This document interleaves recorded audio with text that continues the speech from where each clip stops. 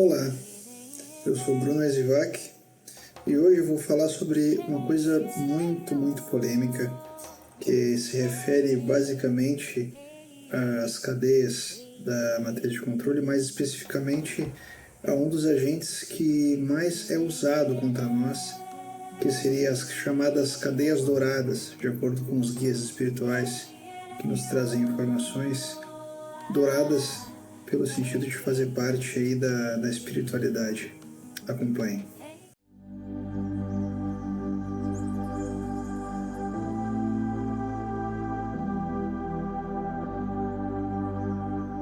Mas o que seria basicamente essa nova cadeia dourada? Seria uma matriz de controle dentro de outra matriz de controle, utilizando os valores espirituais das religiões e doutrinas filosóficas para prender consciências em nome da iluminação e de compromissos que estes adeptos da nova era poderiam contrair em nome de um mundo melhor. Há um certo perigo nisso. Há uma grande diferença entre pessoas que já entenderam a necessidade de mudar a si mesmas, né, antes de buscar alguma ascensão espiritual. Essa diferença de outras que apenas divulgam aos quatro ventos os valores de uma espiritualidade superior, mas que não a empregam fora dos templos e dos locais que exercem a sua espiritualidade, deixando aí um ego mal doutrinado ou instruído imperar em suas decisões e relações. Isso é muito comum aí fora, né? A hipocrisia desses lugares e pessoas é algo latente e claro, na qual cedem a valores similares à matriz de controle, mas com roupagens bonitinhas e espiritualizadas, mergulhadas nas degradações comuns trazidas da matriz de controle. Eles vendem uma ideia oriental de iluminação, de ascensão à luz e outras doutrinas, algumas delas trazidas inclusive do kardecismo, e outros credos reencarnacionistas, na qual a única obrigatoriedade dos que compraram a ideia é se iluminar diante de um mundo que se encontra no caos total e na ilusão.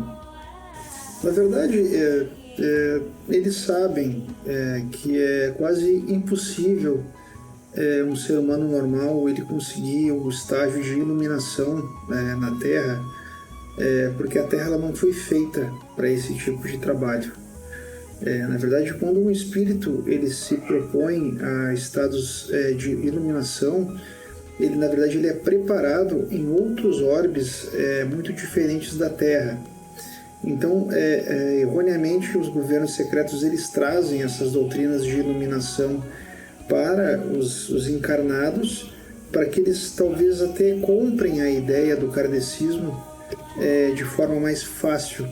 É quase como se fosse um upgrade, né? Um kardecismo 2.0, mas com sem aquela melancolia ou aquele ceticismo científico oriundo do kardecismo quando ele foi decodificado, né?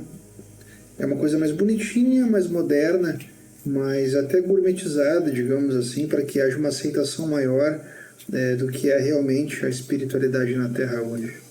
Então, todas essas questões e essas doutrinas encarnacionistas, sejam elas espiritistas, kardecistas, hinduístas, tibetanos, orientais, budistas de forma geral, eles sempre dão uma arranhada em tendências reencarnacionistas e kármicas, sempre mantendo valores da reencarnação presentes no contexto divino. Tudo feito para a perpetuação da matriz de controle, na verdade, nada mais do que isso. Agora eu vou falar um pouquinho sobre Helena Blavatsky, né?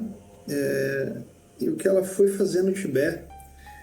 Helena Blavatsky, ela morreu em 1890, nasceu em 1931, e ela foi ao Tibete buscar informações relevantes sobre a doutrina, as doutrinas tibetanas, para trazer isso para o Ocidente. Eram questões que ela precisava, tinha como missão trazer essas compreensões orientais ao Ocidente. Inclusive, após a sua morte, ela foi tratada de formas bem agressivas, ela foi muito hostilizada após a sua morte, porque o que ela trouxe era visto como uma mentira, não existia. E isso acabou se comprovando uma grande verdade com o passar dos anos. Inclusive os próprios tibetanos, de onde ela esteve, comprovaram a passagem de Helena pelos templos de lá. Então existe aí um cuidado muito grande em relação a essas obras da Helena Blavatsky, e para mim são como obras que devem ser lidas, né, na existência de um ser humano, né? O que ela falava, basicamente?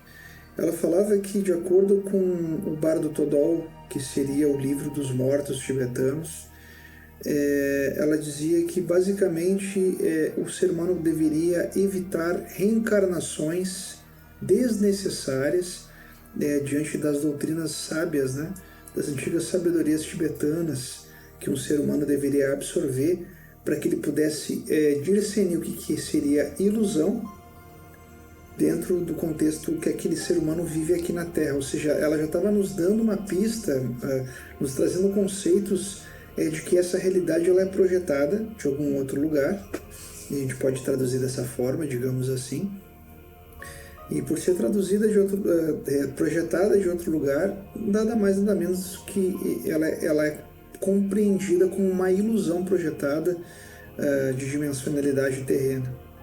Então aqui ela já está trazendo o conceito de ilusão de forma muito clara para nós, sobre o que seria a matriz de controle. Só que com outros nomes e utilizando uma outra cultura oriental, que seria basicamente a cultura dos tibetanos. De acordo com a cultura, com as culturas dos ensinamentos desse livro, você pode atingir a iluminação na hora do espirro, ao adormecer, na hora do orgasmo e ao falecer, né? Mas aqui eu vou falar exclusivamente da hora do desencarne, na hora da morte, né? Na qual o espírito vai morrer, na qual o corpo físico vai morrer, o espírito vai permanecer, na qual ele vai passar desta dimensão para uma dimensão superior ou não, né? De acordo com o Bardo Todol, se o recém-falecido não conseguiu distinguir a ilusão material do mundo em que estava, ou seja, se ele não conseguiu entender que isso aqui é uma matriz de controle, né, através das sabedorias dos antigos ensinamentos tibetanos, ele deve voltar de novo para aprender a enxergar a ilusão da matriz de controle. Então, ou seja, se o ser humano ele tem acesso a esse conhecimento de que isso aqui tudo é uma ilusão, isso aqui tudo é uma projeção material vinda de algum outro lugar, se ele não sabe, ele vai continuar voltando até que um dia ele tenha essa ascensionalidade e não precise mais voltar à Terra para encarnar. Nesse conceito, o Blavatsky menciona a importância de entender, basicamente, que somos um com um todo. Em uma primeira instância, nós vemos a divindade fora de nós vemos a divindade sendo manifestada em outras coisas, como a própria natureza, obras que o próprio ser humano pode construir, que nos foi dada essa inteligência. Num próximo passo, a divindade ela é vista dentro do ser humano, e num próximo passo o ser humano entende que tudo faz parte de uma coisa só, de um grande ciclo, de uma grande consciência, de uma grande divindade, de um grande uno. Essa é o grande ensinamento das tabuletas tibetanas que trazem essas questões, esse ensinamento, né? De acordo com Blavatsky, nós não somos seres, não deveríamos ser, na verdade, seres individualizados em buscas materialistas, por sobrevivência em conforto. Não se trata apenas de ver a ilusão projetada no planeta, o irreal, mas ver a ilusão entendendo que se trata de algo que perde o sentido diante da grandiosidade de estar sendo uno, de compreender ser uno, de acordo com os tibetanos.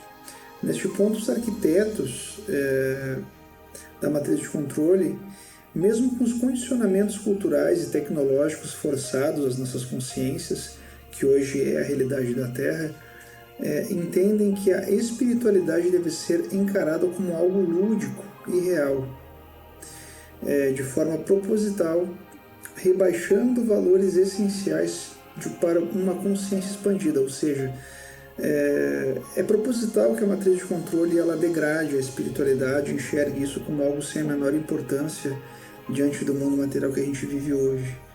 E esse é um dos maiores desafios que os grandes espiritualistas do mundo enfrentam em trazer informações relevantes sobre o real estado que nós vivemos aqui hoje dentro dessa matriz de controle reptiliano. Mas, de acordo com os tibetanos, o que significa ser o uno divino? Significa que não há mais a busca por materialidade ou por projetar seu nome, ou busca por riqueza, status e fama, que são coisas materiais da Terra, mas significa que uma sociedade inteira ela já possui tudo isso aí.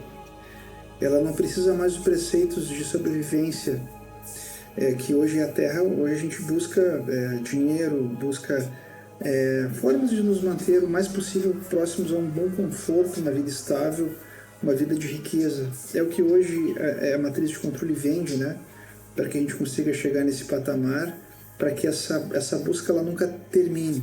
De acordo com eles, isso é uma coisa completamente desnecessária, esses valores, né? Porque, na verdade, o que deveria imperar aqui, de acordo com os valores tibetanos, seria o amor eterno, operante em uma sociedade que enxerga o divino em tudo e vive em outros estados vibracionais, podendo ter tudo sem possuir nada, sem apego à matéria.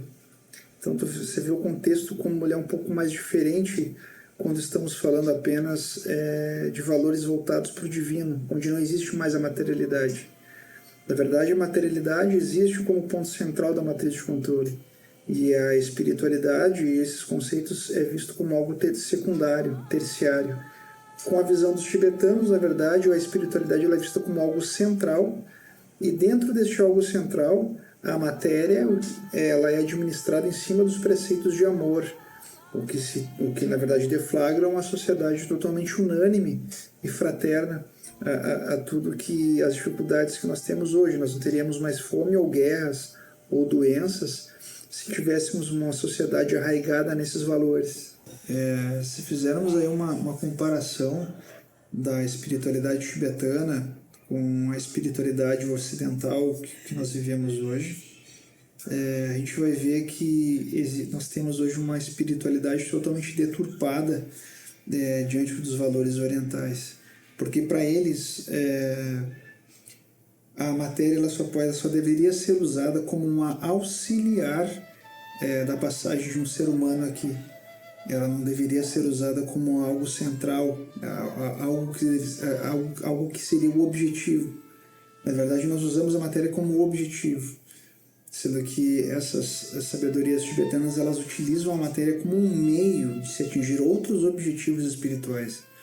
Então você percebe que são contextos diferentes, são sabedorias diferentes dentro de algo que outras doutrinas espiritualistas já falavam anteriormente, como o hinduísmo, como o próprio kardecismo, mas não o catolicismo. O catolicismo, para eles, o ideal seria que você desse suas propriedades sempre à igreja. Então nós estamos colocando aqui a saída, né, da matéria como ponto central e chave de busca, mas sim as sabedorias do que seria realmente, né, uma matriz de controle e a prisão na qual nós estamos colocados hoje. Tanto que se hoje o Tibete não existe mais como antigamente, né? Antigamente existiam mais de 200 mosteiros dentro do território tibetano. após a invasão chinesa, na qual ela anexou o Tibete, são pouco mais de 20 grandes templos, e grande parte dos líderes lamas tibetanos tiveram que fugir para outros lugares do mundo, pois iriam ser mortos, né, pelo exército comunista chinês, pois são lideranças perigosíssimas diante da fé, que a própria China já declarava como algo desnecessário diante de um crescimento populacional, que eles acreditavam que deveriam ser sempre mais materialistas, né? Pois bem, pessoal, agora eu vou entrar num ponto bem polêmico, porque tem muita gente que gosta desses caras. Eu não tenho nada contra eles, mas preciso falar a verdade sobre eles. Esse é o meu papel aqui. Um dia eu vou fazer um vídeo, eu e a Ishkar, sobre as nossas questões, sobre as canalizações que a gente recebe. Mas eu vou ter que trazer isso de forma muito clara, né? Vou falar sobre a Fraternidade Branca e o Conselho Kármico.